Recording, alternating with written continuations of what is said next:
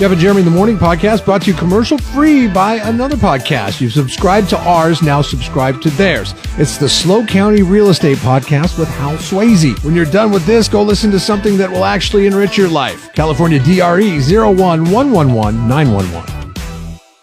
Do you have your license on you? I do. Okay. Where are you coming from?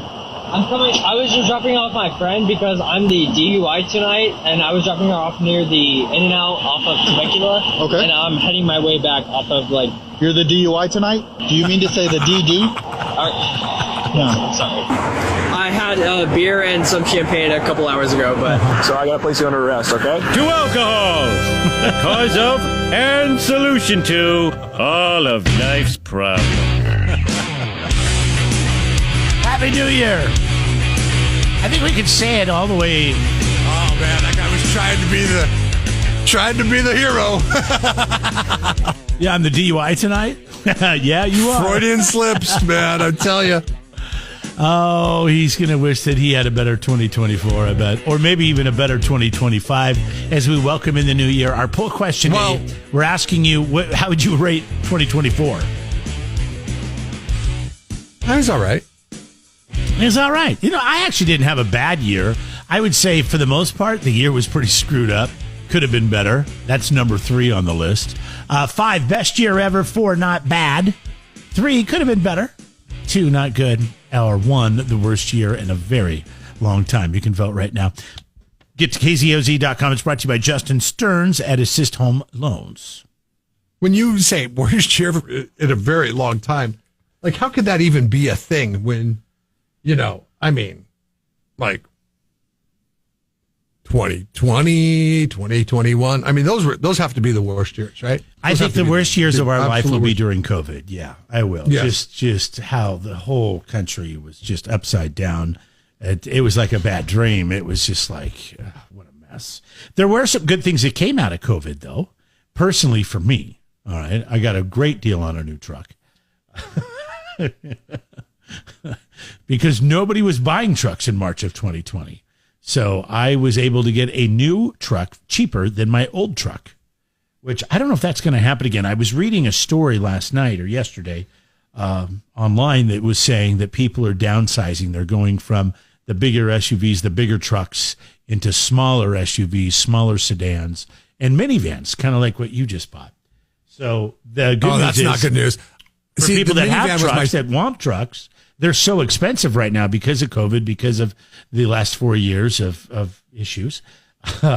You know, a truck that, you know, you probably should pay $40,000 for. You're paying 60, 70, 80,000. 60, 70, yeah, no kidding. You know, and trucks that were normally 50 are now 100,000. So maybe this is good news for people that want to buy a truck. If everybody goes away from them and there's more in the market, they'll come down in price because they'll have too many.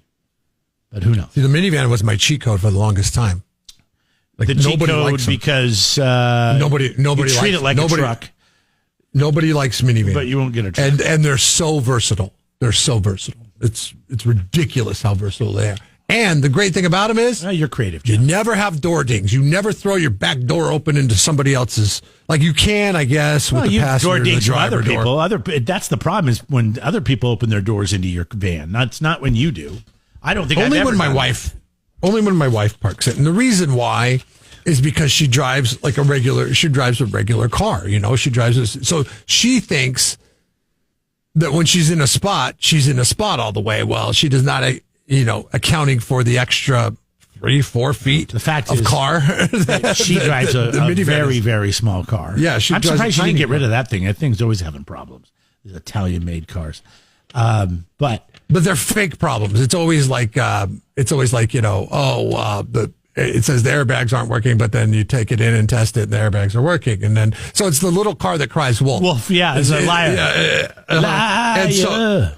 And so it's like the other day it said the brake light was out. So I get out and I check it, and I'm like, no, the brake light's working fine. And then one of these times the brake light's going to be out, and it's going to cause an accident. That would be enough for me to trade it in or sell it. I'm done with this car before. Yeah, we're getting that one. That one's next. I have been known to do this, and I'm not proud of it, but you know, that's a versatile car too. I had I had a truck once, and it was having all kinds of problems. I bought the extended warranty. It was a third party, like an aftermarket warranty. Don't ever do that. It was the biggest bunch of BS ever. Went to the local dealership where I bought it, and they're like, listen, I'm really sorry, but this is a third party thing. You got to deal with them. And so I finally said, fine, I'm not going to deal with it. So I went to another dealership, traded it on a new one, and then let it be somebody else's problem. Wow. So look at you. Anybody who has a black 2007 Avalanche, well, it's probably not running anymore. 89,000 miles on it. Luckily, they've moved on too, and they've passed it on to being somebody else's problem. I would imagine it's down at the bottom of the wharf in Santa Cruz. It's at the end of the wharf. Yeah. Today on the show, Black Flag coming to the Siren on the 23rd. We've got your tickets. That's next Thursday, by the way. So hang on for that. That's coming up today, 9:40 if you know the show. 93.3 KZOZ rocks. Jeff and Jeremy in the morning.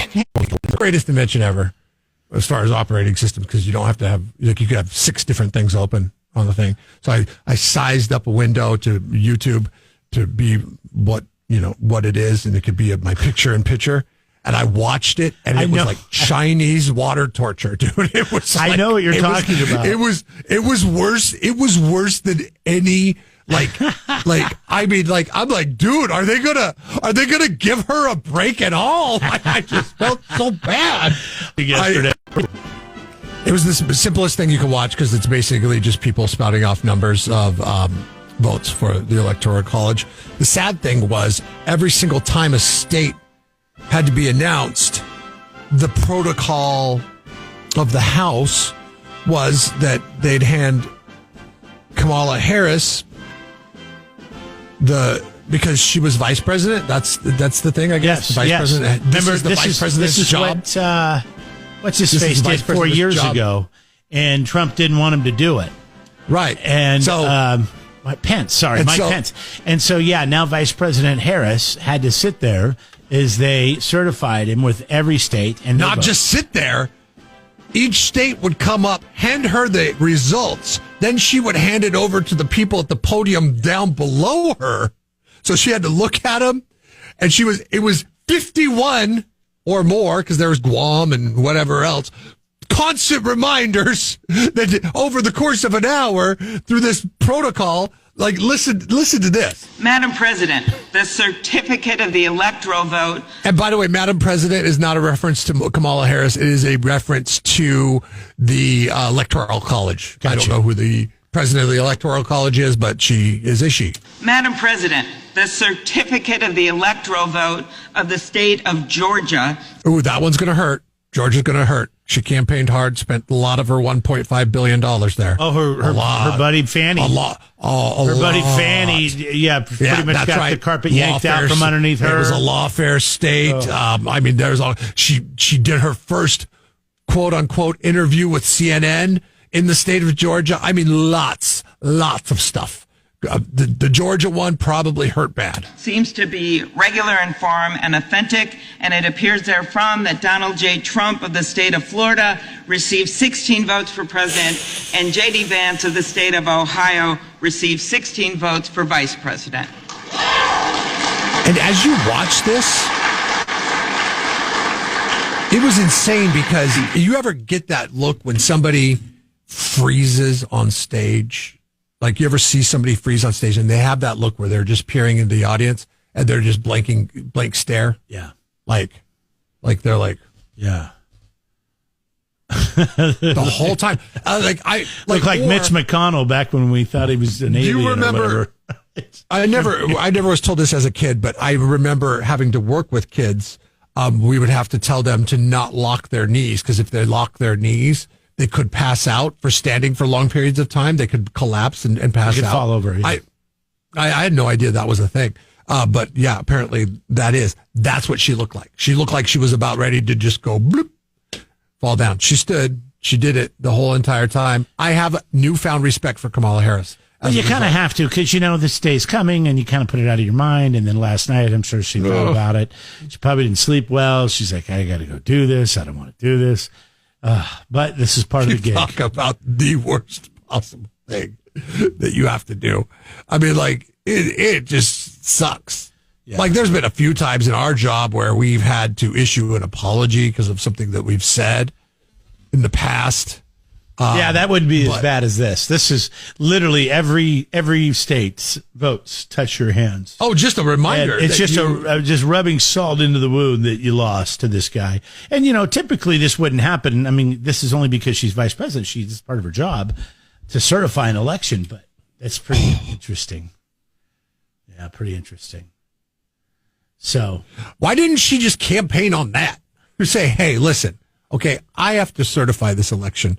I would really like to certify myself because have you ever been through an embarrassing thing where you lose an election and you have to hand over? I'm 51. If she would have explained it to me, I would have been more sympathetic and I may have voted for her. I think if she would have explained anything, somebody may have voted for her.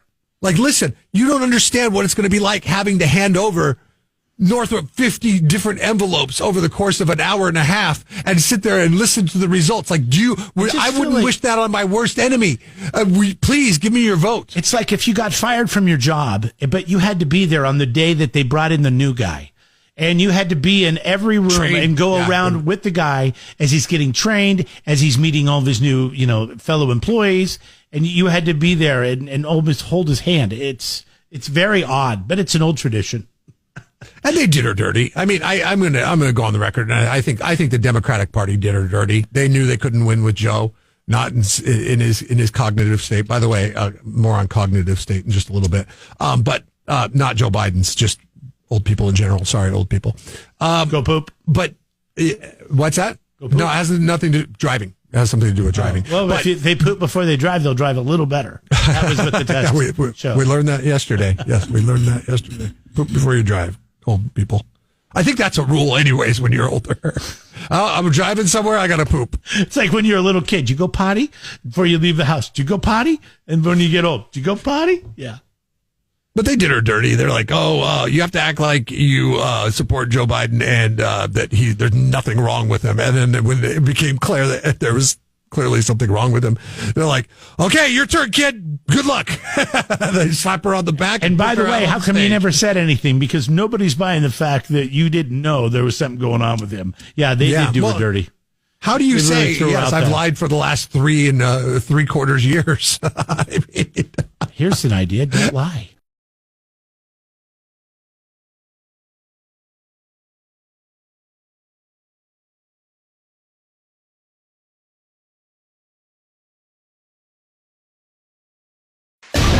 Jeff and Jeremy in the morning.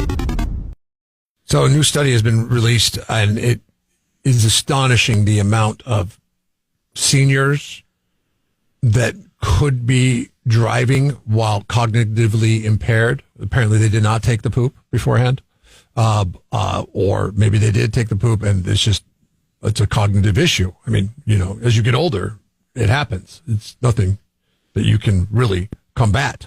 The Brigham and Women's Hospital found that there are 48 million licensed drivers over the age of 65. Of those 48 million licensed drivers over the age of 65, 17% of them experience some degree of cognitive impairment. That 17% works out to be about 8.2 million drivers are somewhat or either somewhat or very cognitively impaired. It goes from low cognitive impairment, but some to high cognitive impairment. What are you talking about cognitive impairment? Like they don't know how to use a turn signal, or they don't know how to stop? Yeah, I don't know if it has anything to do directly with driving based on the study, but they take cognitive impairment tests, like what you were talking about yesterday, like the ones that you need the cognitive tests. You take a cognitive test, and then you see how sharp you are. They're not very sharp. You're lacking in this area, but you're so okay maybe in their response or their reflex. It's not reflex. Their response. Their whatever it would be to having to slam on their brakes is a little bit slower than you and I. Yeah, and it's a tricky situation because the right to drive is something that we hold near and dear to our to our hearts. Like it's something that we cherish, especially the older generations, because, you know, they're not like savvy with Uber, internet, and all that stuff. The driving is their thing. They said that if you take a driver's license away from a senior too early, that could lead to depression risk. Like, dude, somebody comes to me and says, "Hey, man, sorry, you're not cut." Or if I fail a driver's test, you kidding me? And they say, "Sorry, you can't drive anymore." I'm pretty depressed. I'm not gonna lie. Right. I'll be super duper impressed. And, you know, there's always people that say, you know, you shouldn't be able to drive past a certain age. But I know I know a guy that's 85 years old that's better driver than people I know in their 50s, 60s. So less distracted. You know what I mean? Because what's wrong with, and I would think that the government would be all for this because it means a more revenue stream. And it's from the generations that tend to have more money because they've saved it up over the years. All right. So now you come up with another tax or a fee or something. And does this make the road safer? It does make the road safer because you go in for tests more often. You have to actually take a test every 3 or 4 years, or maybe 2 years. At what age? At what age? 65. Okay. So at 65, you have to take a test every 2 years. 65, by the time 67, you're 70, 69, 71, 73, 75. But no. I think we could do better. I want to build on what you've got. So maybe 65, you take one if 70, you know, and you get 5 years. You take a test at 65, you don't have to take another one until 70. But then once you hit 70, now every 2 years you have to take a test. And once you hit 75, 77, now you have to take a test every year. I don't think it's a bad plan. I think it's a really good plan because you're asking. They're retired anyways, and they're not doing impatient, grumpy people. Go take a test. Yeah. You're asking impatient, grumpy people to jump through a hoop. Yeah. And once they realize like when you can't do something anymore, you realize it. You just keep trying and kind of like ignoring the fact that you could do it. But if you realize, oh my God, I can't really drive anymore, or I'm a bad driver now, and then you're faced with that challenge of having to take the test coming up in the next 2 years, you're just not going to drive. You'll know when to bow out. Or you're going to drive illegally. You we got grandpas and that's possible. And great grandmas and grandpas in jail because they were driving. Another revenue stream for the government. They should love that. But, I mean, how many times do we hear about an old person causing a major accident? I recently heard one that, unfortunately, the older person died. They were 96, still driving, pulled right out on a highway, didn't see a car that was traveling at 60 miles an hour right at the person.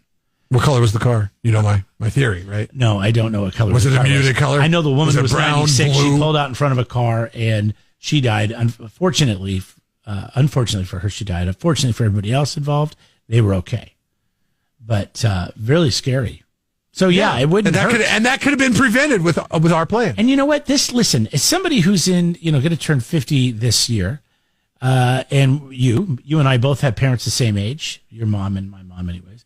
You're turning 50 this year too. And that's why I said I'm turning 50 this year. I didn't say you.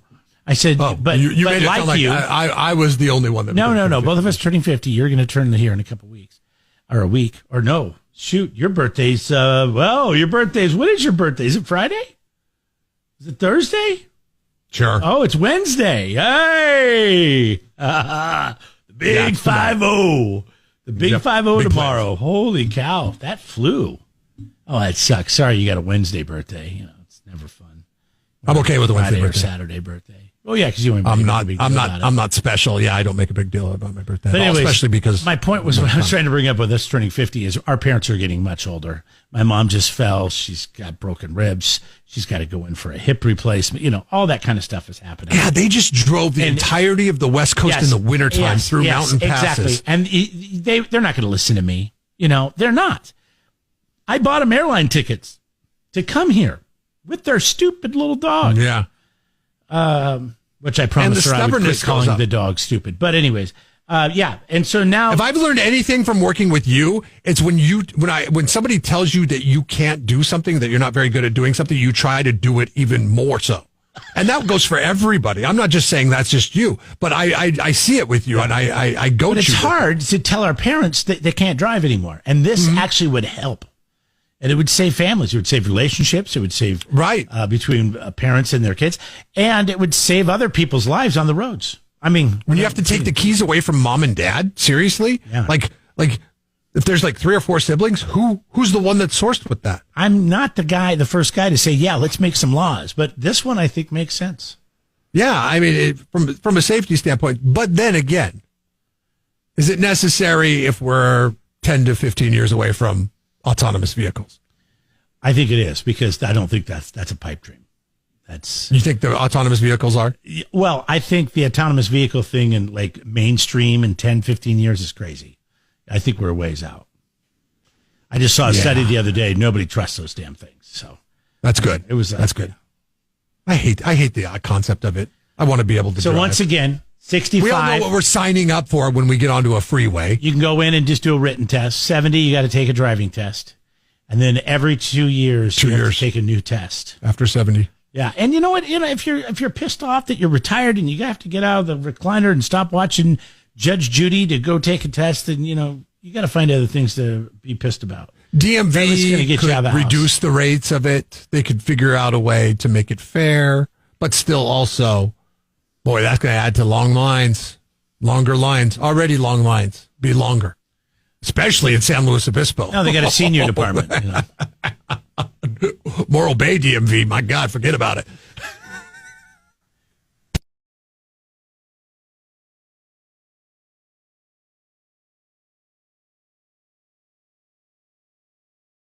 Jeff and Jeremy in the Morning podcast brought to you commercial free by another podcast. You've subscribed to ours, now subscribe to theirs. It's the Slow County Real Estate Podcast with Hal Swayze. When you're done with this, go listen to something that will actually enrich your life. California DRE 01111 911.